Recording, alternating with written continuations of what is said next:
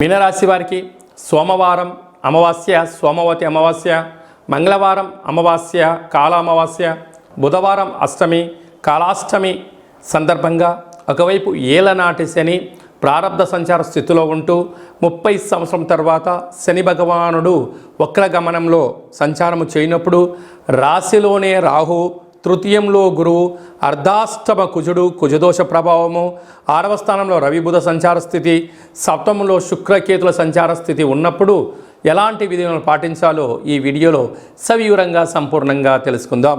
మీనరాశిలో ఏ నక్షత్రాలు వస్తాయి అనగా పూర్వాభాద్ర నక్షత్రం చివరి పాదం 4వ పాదము, ఉత్తరాభాద్ర నక్షత్రంలోని 4 పాదాలు, రేవతి నక్షత్రంలోని 4 పాదాలు కలిపితే మీనరాశి అవ్వడం జరుగుతుంది. అలాగనే చాలామందికి పుట్టినటువంటి కాల సమయంలో డేటా బర్త్లు లేనటువంటి కారణం వలన పేరు యొక్క మొదటి అక్షరాన్ని అనుసరిస్తూ ఆ రాశిని తెలుసుకొని ప్రయత్నం చేద్దాం.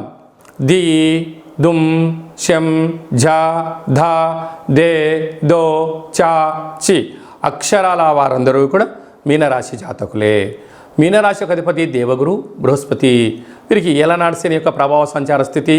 ఈ సోమవారం అమావాస్య, మంగళవారం అమావాస్య, బుధవారం అష్టమి అనేటువంటి కార్యక్రమాలు అన్నీ కూడా ఉంటున్నాయి కనుక ఒక కూష్మాండ దీపాన్ని సగభాగాన్ని కట్ చేసుకొని పైభాగం అంతా కూడా పసుపు కుంకుమతో చక్కగా అలంకరించుకొని బియ్యపిండి చేత అష్టదళ పద్మాన్ని వేసి అక్కడ ఉప్పును, బియ్యాన్ని, శనగపప్పును, తెల్లటి నువ్వులను, తెల్లటి ఆవాలను వేసి అందులో ఈ యొక్క దీపాన్ని ఏర్పాటు చేసుకొని కాళభైరవ అష్టకాన్ని చెప్పుకొని లేక కాళభైరవ అష్టోత్తరం చెప్పుకొని సంకల్పం చెప్పుకొని చక్కెర పొంగలి కానీ శనగపప్పుతో కూడుకున్న బొబ్బర్లను కానీ పెరుగన్నాన్ని కానీ నైవేద్యంగా ఏర్పాటు చేసి చాకలి వాళ్ళకు దానం చేయడం కానీ చేయించడం కానీ చేసినట్లయితే రుణ సమస్యలు, రోగ సమస్యలు, అంతర్గతమైనటువంటి మనోవేదనకు గురి కాకుండా మనోధైర్యం చేత, ఆత్మస్థైర్యం చేత మీరు విజయం మీనరాశి వారి సొంతం అవుతుందని చెప్పి గమనించగలగాలి.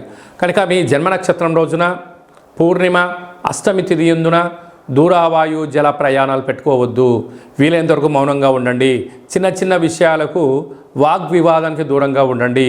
వాట్సాప్లో కానీ ఫేస్బుక్లో కానీ ఏదైనా ఒక అంశాన్ని సుదీర్ఘంగా ఆలోచించడం, దాన్ని 10 మందికి ఆవేశపడే ఫార్వర్డ్ చేయొద్దు. అందులో సత్యము ఉంటుంది, అసత్యము ఉంటుంది. కనుక అసత్యాన్ని ఫార్వర్డ్ చేసి ఆ పాపాన్ని, ఆ కర్మను మీరు దయచేసి ముట్టగట్టుకోవద్దు.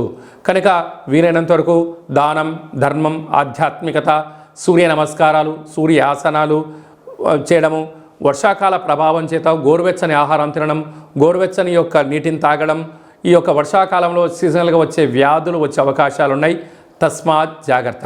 కనుక సాఫ్ట్వేర్ వారు, హార్డ్వేర్ వారు, జర్నలిస్టు, యూట్యూబ్లు, ఫేస్బుక్లు, క్రియేటివిటీ రంగాల్లో ఉండబడిన వారు, అనేక రంగాలలో ఉండబడిన వారు అప్రమత్తత చాలా అవసరం అని చెప్పి గుర్తుపెట్టుకోవాలి.